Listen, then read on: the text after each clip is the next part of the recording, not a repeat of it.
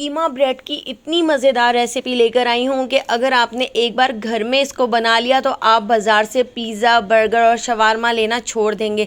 3 in 1 recipe है और बहुत ही ज़्यादा सॉफ्ट बन के तैयार होती है। तो यहाँ पर मैंने ले लिया है एक बोल और उसके अंदर हम ऐड कर देते हैं 1 टीस्पून ईस्ट। तो यहाँ पर मैंने 40 रुपये वाला ईस्ट का पैकेट लिया है, उसमें से 1 टीस्पून हमने बाउल के अंदर ऐड कर दिया है। हाफ़ टीस्पून नमक ऐड कर दिया है और 1 टीस्पून मैं इसके अंदर चीनी ऐड कर देती हूँ। थोड़ा सा नीम गर्म पानी ऐड करके हम इसको अच्छी तरह से मिक्स कर लेते हैं और मिक्स करने के बाद अब मैं इसको 15 मिनट के लिए ढककर छोड़ देती हूँ ताकि चीनी, नमक और हमने जो ईस्ट ऐड किया है वो पूरी तरह से पानी के अंदर डिज़ोल्व हो जाए। 15 मिनट बाद अब हम इसके अंदर ऐड कर देते हैं 1 कप मैदा। तो 1 कप मैदे से हमारी 4 बड़े साइज़ की पिज़्ज़ा ब्रेड बनकर तैयार हो जाएंगी। अब इसकी जो हमने डो बनाकर तैयार करनी है वो हम दूध से बनाकर तैयार करेंगे। दूध से अगर आप डो को बनाकर तैयार करेंगे तो आपकी डो बहुत ही ज़्यादा सॉफ्ट बन के तैयार होगी और आप जब इसका पिज़्ज़ा ब्रेड बनाएंगे तो बहुत ही ज़्यादा सॉफ्ट बनेगा। तो नीम गर्म दूध मैंने यहाँ पर आधा कप ले लिया है। थोड़ा थोड़ा करके हम इसके अंदर दूध ऐड करते जाएंगे और एक बहुत ही ज़्यादा सॉफ्ट सा डो बनाकर तैयार कर लेंगे।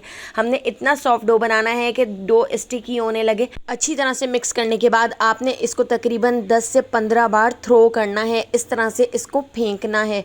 तो इस तरह से आपका जो डो है वो बहुत ज़्यादा अच्छा बनकर तैयार होगा। जैसे जैसे मैं इसको थ्रो कर रही हूँ आप देख सकते हैं इसका चिपकना भी बंद हो चुका है। तो अब हम इसके अंदर 1 टेबल स्पून ऑयल ऐड कर देते हैं और ऑयल को भी मैंने इसके अंदर अच्छी तरह से मिक्स कर लिया है।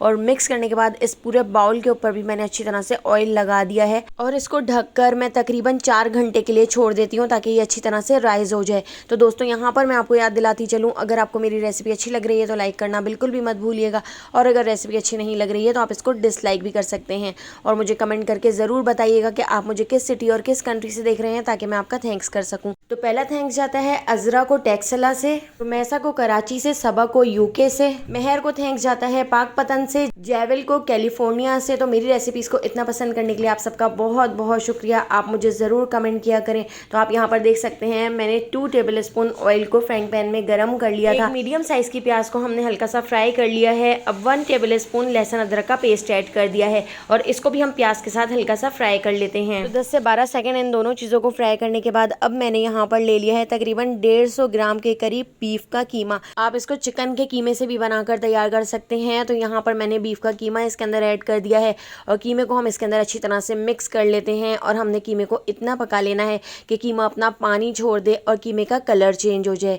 इसके साथ ही अब हम इसके अंदर कुछ मसाले ऐड कर लेते हैं। तो हाफ़ टीस्पून मैंने इसके अंदर नमक ऐड कर दिया है, हाफ़ टीस्पून लाल कुटी हुई मिर्चें मैंने इसके अंदर ऐड कर दी हैं। इसके साथ ही मैंने यहाँ पर ले ली है काली मिर्च, तो हाफ़ टीस्पून काली मिर्च भी हम इसमें ऐड कर देते हैं। 1/4 टीस्पून पिसा हुआ गरम मसाला ऐड कर दिया है, हाफ़ टीस्पून धनिया पाउडर ऐड कर दिया है।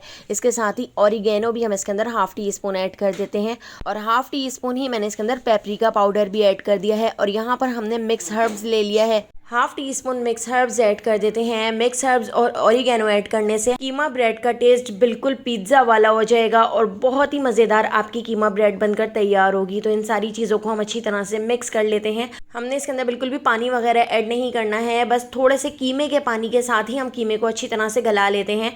तो इस मिक्सचर को मैं अच्छी तरह से बीच में कर लेती हूँ और इसको मैं बिल्कुल लो फ्लेम पर ढककर तकरीबन 20 मिनट के लिए छोड़ देती हूँ। इस तरह से हमारा कीमा बहुत अच्छी तरह से गल जाएगा।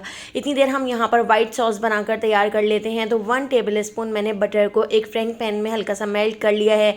थोड़ा सा मैंने इसके अंदर ऑयल ऐड कर दिया है, ऑयल ऐड करने से बटर जलेगा नहीं। 1 टेबल स्पून मैंने इसके अंदर मैदा ऐड कर दिया है। लो फ्लेम पर 10 से 12 सेकेंड हम मैदे को अच्छी तरह से फ्राई कर लेते हैं। तो मैदे को आप बिल्कुल लो फ्लेम पर फ्राई कीजिएगा, नहीं तो इसके ऊपर बहुत जल्दी कलर आ जाता है। मैदे को अच्छी तरह से फ्राई करने के बाद अब हम इसके अंदर ऐड कर देते हैं दूध। तो मैं इसके अंदर तकरीबन 1 कप के करीब दूध ऐड करूंगी, लेकिन हमने सारा दूध एक साथ ऐड नहीं करना है, थोड़ा थोड़ा करके हम इसके अंदर 1 कप दूध ऐड कर लेंगे। तो इस तरह से, वरना इसकी गुठलियाँ बन जाएंगी। लेकिन अगर इस तरह गुठलियाँ बन भी जाएँ तो आप परेशान मत होइएगा क्योंकि गुठलियाँ फ़ौरन अच्छी तरह से इसमें डिज़ोल्व हो जाती हैं। तो इस तरह देखिए थोड़ा थोड़ा करके मैं इसके अंदर दूध ऐड करती जा रही हूँ और इसको मिक्स करती जा रही हूँ।